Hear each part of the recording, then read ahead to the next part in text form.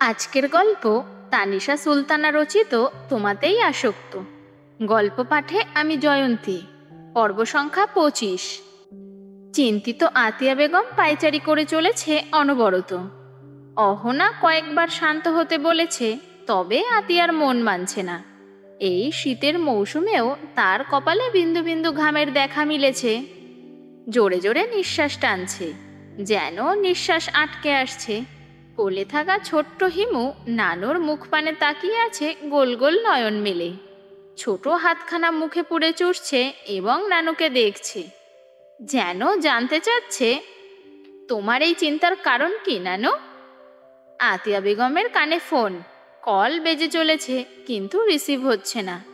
ইতিমধ্যেই 50 বার কল করেছে, প্রতিবারই বাজতে বাজতে কেটে যায়। আদ্রিতা তো এমন উদাসীন মেয়ে নয়, মাকে না বলে কোথাওই যায় না। তাহলে আজকে কি হলো? কোনো বিপদে পড়ল কি? নতুন দেশ, কিছুই চেনে না। অহনার স্বামী এবং দেবর বেরিয়ে গিয়েছে আদ্রিতাকে খুঁজতে। তাদেরও কল করেছে কয়েকবার, কিন্তু হতাশাজনক বাক্য শুনেছে তাদের থেকেও। আতিয়া বেগম অবশেষে কল করে সিয়ামের নাম্বারে, যদি ছেলেটা কিছু জেনে থাকে। হ্যালো আন্টি, বলুন। আতিয়া বেগম তাড়াহুড়ো করে বলে, আদ্রিতাকে পাচ্ছি না। আন্টি রিল্যাক্স, আদ্রিতা আমাদের সাথে রয়েছে। স্বস্তির নিঃশ্বাস ফেলে আতিয়া বেগম। এতক্ষণে কলিজা ঠান্ডা হলো। কয়েকবার আলহামদুলিল্লাহ আওড়ায়। আজকের এই ঘটনায় আতিয়া বেগম একটা বিষয় বুঝতে পেরেছে, আদ্রিতা তার প্রাণ। ছেলে মেয়ে ছাড়া কতগুলো বছর কাটাতে পেরেছে সে, তবে আদ্রিতাকে ছাড়া 5 মিনিটও থাকতে পারবে না। সোফায় বসে পড়ে আতিয়া, হিমুকে শুইয়ে দিয়ে হাতের উল্টো পিঠে মুছে নেয় চোখের পানি। আমি আজকে ফিরতে পারবো না, আদ্রিতাকে এখানে দিয়ে যেও আমার কাছে, একা ছেড়ো না। না না আন্টি, আজকে আমাদের সাথে থাকবেও, বারবিকিউ পার্টি আছে, কালকে দিয়ে আসবো। ঠিক আছে, দেখে রেখো, বড্ড চঞ্চল সে। কল কেটে দেয় সিয়াম। ফোনখানা অনাদরে ফেলে রাখে টেবিলে। গালে হাত দিয়ে ফোঁস করে শ্বাস টানে। মনের মধ্যে একখানা কবিতা আঁকুপাকু করছে, কিন্তু মুড খারাপ বলে মন থেকে বের করছে না। জীবনটা বড়ই বেদনার। সেই মেয়েটা ফ্রেন্ড রিকোয়েস্ট পাঠিয়েছে আয়ানকে। একটু আগেই আয়ানের ফোনখানা চেক করেছে সিয়াম। মেসেঞ্জারে ঢোকার সঙ্গে সঙ্গে দেখতে পেয়েছে মেয়েটার মেসেজ। এত এত মেসেজ দিয়ে ভরিয়ে রেখেছে আয়ানের মেসেজ বক্স। অবশ্য আয়ান রিপ্লাই করে না। নারীজাত বড়ই ভয়ঙ্কর।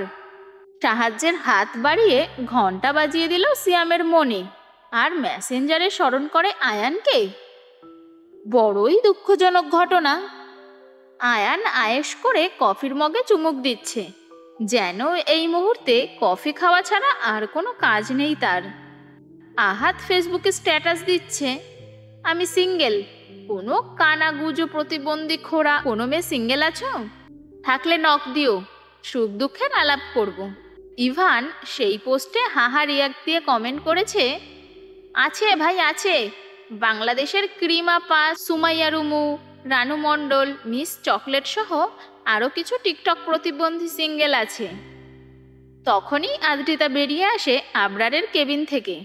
হাঁটার গতি বলে দিচ্ছে ভীষণ রেগে আছে সে, যেন এখনই বোম ফাটাবে। সিয়াম নড়ে চড়ে সোজা হয়ে বসে।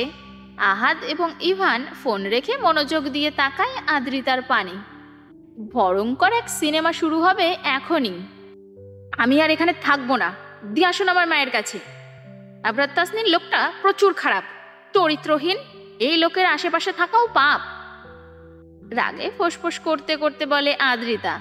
সিয়াম শুকনো কাশি দিয়ে দাঁড়িয়ে পড়ে। গম্ভীর মুখে এগিয়ে আসে আদ্রিতার দিকে এবং বলে, গাছে ফুল গরুর কান, আবরার ভাই চরিত্রবান, মিথ্যে কথা মানব না, প্রমাণ না দিলে বিশ্বাসও করব না। ফুলের গাছে কাঁটা থাকে, চাঁদের গায়ে কলঙ্ক, আমার ভাই আবরার থাকে না উলঙ্গ। তাহলে কি করে হলো সে চরিত্রহীন? আয়ান কফির মগে শেষ চুমুক দিয়ে বলে, সহমত সহমত, সবাই তালি দে। আহাত সিয়ামের পিঠ চাপকে বলে, বাহ ভাই বাহ, জীবনে প্রথমবার তোর কবিতা আমার নাড়ি ভুড়ি ছুঁয়ে দিল। আদ্রিতা দাঁতে দাঁত চেপে হাত মুষ্টিবদ্ধ করে নেয়।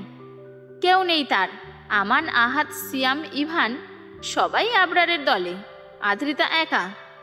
মনে পড়ে আবরারের কেবিনেট সেই দৃশ্য।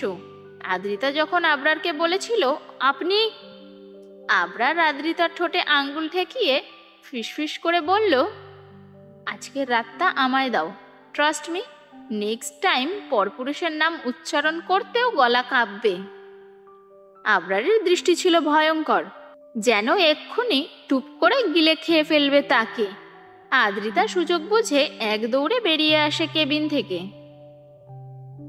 আপনারা বিশ্বাস কেন করছেন না আমার কথা? উনি খালি অশ্লীল বলতে বলতেই থেমে যায় আদ্রিতা, গিলে ফেলে কথা, মাথা নিচু করে বিড়বিড় করে বকা দিতে থাকে আবরার সহ সবাইকে। ইভান বলে, আদু বলো, থেমে গেলে কেন? আদু নাম শুনে আদ্রিতার রাগ 3 গুণ বেড়ে যায়। আশেপাশে তাকিয়ে কিছু খুঁজতে থাকে।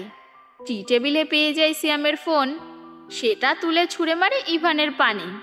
সিয়াম বুকে হাত দিয়ে বসে পড়ে, কাঁদো কাঁদো স্বরে বলে, আমার ফোন।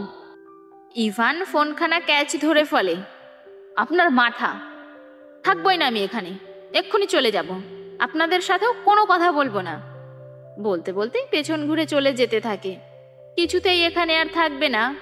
বাড়ির রাস্তা না চিনলে রাস্তায় রাস্তায় ঘুরবে, তবুও এখানে থাকবে না।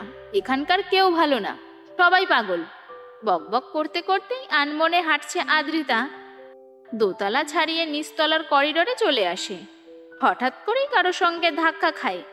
লোকটি ঝোঁক সামলাতে না পেরে ফ্লোরে পড়ে যায়। আদ্রিতাও তার উপরে গিয়ে পড়ে। লোকটি মৃদুস্বরে আহ বলে ওঠে। কোমরে বেশ চোট পেয়েছে বোধ হয়। আদ্রিতা তাড়াহুড়ো করে তার উপর থেকে উঠে পড়ে। তাড়াহুড়ো করেই বলে, সরি সরি সরি, আমি খেয়াল করিনি, ব্যথা পেয়েছেন আপনি? লোকটা এবার চোখ তুলে তাকায় আদ্রিতার পানে। প্রথমেই নজর পড়ে গোলাপি অধরে, পরপরই শরীরের প্রতিটা ভাঁজে নজর বুলিয়ে নেয়। সাদা রঙের টপসখানা ফর্সা শরীরে দারুণভাবে ফুটে উঠেছে। এটি তাসিনের অফিসে হট বিউটিফুল বাঙালি মেয়ে, ইন্টারেস্টিং বিষয়। লোকটি বাঁকা হাসে, হাঁটু মুড়ে বসে পড়ে আয়েশ করে, 2 হাত উপরে তুলে আড়মোড়া ভাঙতে ভাঙতে শুধায়, বাঙালি? আদ্রিতা মাথা নিচু করে বলে, হুম। লোকটা আবারও হাসে, নিজের হাত এগিয়ে দেয় আদ্রিতার পানে, ইনোসেন্ট ভঙ্গিমায় বলে, ব্যথা পেয়েছি, একটু হেল্প করুন উঠতে। আদ্রিতা নিজের নরম তুলতুলে হাতখানা এগিয়ে দিয়ে লোকটার হাত মুঠো করে ধরে এবং টেনে দাঁড় করায় তাকে। দাঁড়িয়ে যাওয়ার পরে আচমকা লোকটা আদ্রিতার কোমরে হাত রাখে এবং সঙ্গে সঙ্গেই সরিয়ে নেয়। আদ্রিতা চমকে কয়েক পা পিছিয়ে যায়, কপালে ভাঁজ ফেলে তাকায় লোকটার মুখের পানে। সরি, হ্যাঁ, ব্যালেন্স রাখতে পারিনি, এক্সট্রিমলি সরি। আদ্রি কিছু বলবে তার আগেই লোকটার চোয়াল বরাবর কেউ ঘুষি মারে। চিটকে কয়েক হাত দূরে পড়ে যায় সে। ভয়ার্থক আদ্রিতা 2 পা পিছিয়ে যায়, মৃদুস্বরে চিৎকার করে ওঠে। আবরারের মোটেও আদ্রিতার পানে তাকানোর সময় নেই। সে আহত লোকটাকে টেনে তুলে পুনরায় মারতে থাকে। লোকটা নিজেকে বাঁচানোর জন্য বারংবার বলতে থাকেন, তাসিন, কি করেছি আমি, মারছো কেন? তবে আবরার জবাব দেয় না। ইতিমধ্যেই সিয়াম, আয়ান, আহান, ইভান চলে এসেছে করিডোরে। কর্মকর্তারাও নিজ নিজ আসন হতে একটু উকি দিয়ে দেখার চেষ্টা করছে, তবে এগিয়ে আসার সাহস নেই। আদ্রিতা সিয়ামের হাত ধরে কাপা কাপা স্বরে বলে, ওনাকে মারছে কেন? ভাইয়া, ছেড়ে দিতে বলুন। সিয়াম আদ্রিতার মাথায় হাত বুলিয়ে দেয়। আমি কিছু বলতে গেলে আমাকেও বেদম পেটাবে, চুপচাপ দেখে যাও। দীর্ঘক্ষণ মারার পরে থেমে যায় আবরার। মারতে মারতে হাঁপিয়ে গিয়েছে সে, জোরে জোরে শ্বাস টানছে। সাদা রঙের শার্টখানা ঘামে ভিজে জুবুথুবু হয়ে গিয়েছে। সাদা ফ্লোর লাল রং ধারণ করেছে। লোকটার নাক মুখ ফেটে রক্ত গড়াচ্ছে। নিভু নিভু আঁখি মেলে তাকানোর চেষ্টা করে লোকটা। আহত হাত তুলে ইশারায় বোঝায়, তোকে দেখে নেব তাসিন। আবরার পুনরায় লাথি মারে লোকটার পেটে। শ্যাম, একে ছুঁড়ে ফেলে আয় নর্দমায়। গম্ভীর স্বরে বাক্যগুলো আওড়িয়ে আদ্রিতার সামনে গিয়ে দাঁড়ায়। আদ্রি শুকনো ঢোক গেলে রিনরিনিয়ে বলে, আমি কিছু করিনি, চিনি না এনাকে। আবরারের কানে বোধ হয় সেই কথা ঢুকলো না। এ মুঠো করে ধরে আদ্রিতার হাতখানা এবং টানতে টানতে নিয়ে যেতে থাকে। আদ্রিতা অসহায় নয়নে তাকায় সিয়ামের পানে। গাড়িতে একটা বাক্যও ব্যয় করে না আদ্রিতা, চুপচাপ বসে থাকে কাচুমাচু হয়ে। আবরারকে বড্ড ভয় করছে তার। একটা সুস্থ মস্তিষ্কের মানুষ কখনো আরেকটা মানুষকে এভাবে মারতে পারে? এই মানুষটি পাষাণ, নির্দয়, যখন তখন আদ্রিতাকেও মেরে দিতে পারে। ভাবতেই গা শিউরে ওঠে আদ্রিতার। এখনই মরতে চায় না ও। এখনো বিয়ে করা হয়নি, বাচ্চা হয়নি, জীবনকেও উপভোগ করা হয়নি। অনেক দিন বাঁচতে চায় সে। আমাকে মারবেন না, আমি কিছু করিনি। অফিস থেকে বাড়ির দূরত্ব বেশি নয়, আধা ঘন্টার পথ, তবে 10 মিনিটেই পৌঁছে যায় আবরার। অতিরিক্ত স্পিডে ড্রাইভ করছে। আজকে আর গাড়ি পার্কিংয়ে রাখে না, রাস্তায় গাড়ি থামিয়েই নেমে পড়ে এবং আদ্রিতার পাশের দরজা খুলে তাকেও টেনে নামায়। পুনরায় টানতে টানতে নিয়ে যায় বাড়িতে।